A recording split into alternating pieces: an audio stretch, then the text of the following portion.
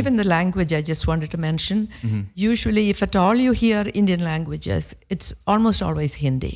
Because Hindi is the most common language spoken in India. And I try to bring in Malayalam wherever I can. And we have a couple of Malayalam lines in Yatra.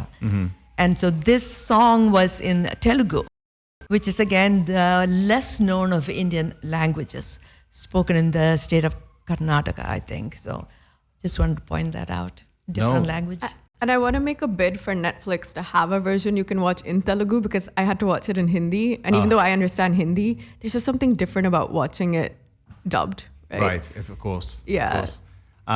So if Netflix is listening, I think that's a good one, Telugu. And a lot of movies in that sort of space. So yeah, it's a good point you make there. I mean, I think that it was eye-opening. It was good to see all the awards, and then obviously not just actually talking about RRR and the original score, but also the presence there was for South Asians in general. The short documentary. Yeah, the short documentary Malala and the Elephant Whisperers. The Elephant Whisperer won. Elephant Whisperer actually won. Yes, brilliant. Yeah. That was really good. So it was a wonderful doc. Yeah, and I think that it's inspiring for those future filmmakers, future directors, or even on screen for actors to see that sort of thing. Right? We haven't seen that in the past. I would love to talk a little bit about your backgrounds. Right? I know it's all different and unique for everybody, and you guys coming here obviously to talk about Yatra, but also filmmaking in general. I know Vee, obviously you're an actress as well. I know you've come up with the stories, and for Yatra specifically, I'd love to talk a little bit more about that. And then for you, Gayatri, you've done quite a bit of directing, right? You've studied in UCLA. You've got 34 credits to your name. So this is not new to you by any means. So, not anymore. No. I feel like with each film, it feels new all over again. But I've done a couple things at this point. Yeah. Well, that's the exciting part, isn't it? Surely, that, absolutely, everything is new and stuff. Do you want to share a little bit about Yatra and tell us a little bit of background for the audience to listen? What's it all about? I've heard lots of different things. You can combine it with sort of Alice in Wonderland with Indian mythology, which I think is a really nice caption. But perhaps Gayatri, you can go first and tell us a little bit about what your thoughts are. Yatra is a fantasy film about an older Indian lady who essentially goes down the rabbit hole of the Indian mythological world of the Ramayana in search of two young boys that she cares deeply for who go missing. And I'll turn it over to Vee for more the inspiration behind the story. It's a beautiful story. The story actually is about a woman who loses her husband in an accident. A sudden event. It's about her grief. She reaches out to her favorite god, Hanuman, to help her when her husband was on his deathbed. And it doesn't happen. So she loses her faith in Hanuman. And later on, she comes to know two boys and she tutors them. They wanted to have children, but they couldn't. So she has an attachment to the children as if they were her grandsons. And then she gets into this mythical world in search of them and finds her faith in Hanuman all over again by saving the boys, fighting some demons, finds courage, and comes back from that experience being able to stand on her legs and face the world. That's pretty amazing. And for those who don't know, Yatra, what does it actually mean? Journey, right. Okay. Can you tell us what inspired this particular movie? Looking back, although when I wrote the story, I don't think I was writing it with that purpose. But looking back, I had a very happy childhood and adulthood in India. Then I got married to someone whom I loved at that time. And then my marriage fell apart after about 19 years.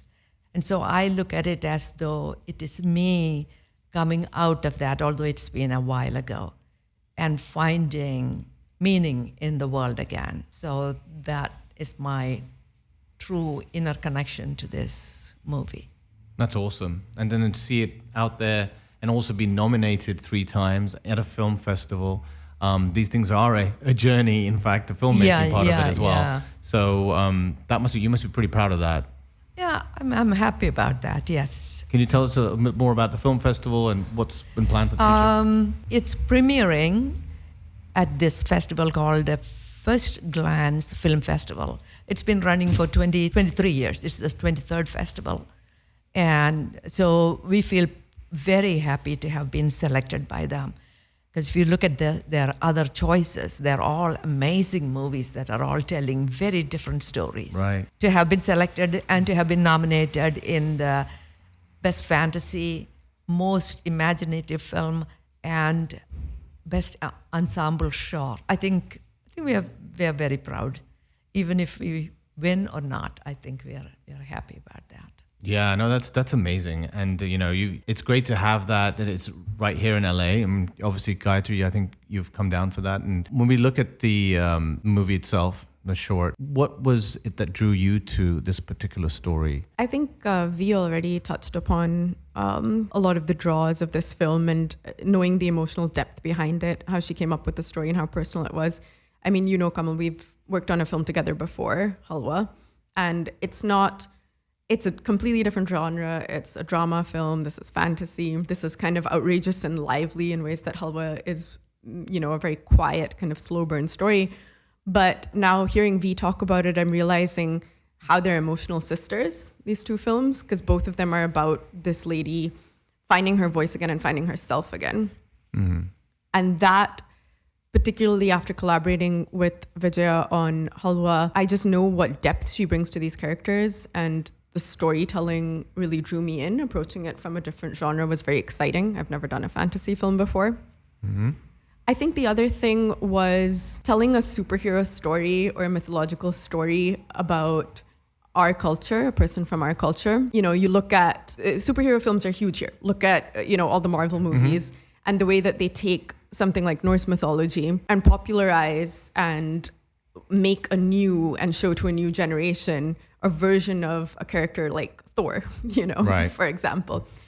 Why aren't we having more fun with our own very diverse and exciting and rich mythology? And it got me thinking too about what part mythology and superhero stories play for people living in our culture and our environment. Day to day, we're not heroes. We're not doing obviously heroic things, but a lot of us struggle, just like Padma, with loneliness, with being heard, feeling powerful or not. She doesn't feel like she has any power in the world when we meet her at the beginning of Yatra. And so the opportunity to metaphorically explore what it's like for her to stand up and feel strong again, but by seeing, a god like Hanuman or her demons translated into the forms of Shurpanakha and a Rakshas was so exciting. It's like, that's such a different way to approach that story. She's, until very recently with Everything Everywhere All at Once, you wouldn't expect an older immigrant lady to be at the center of a story like that.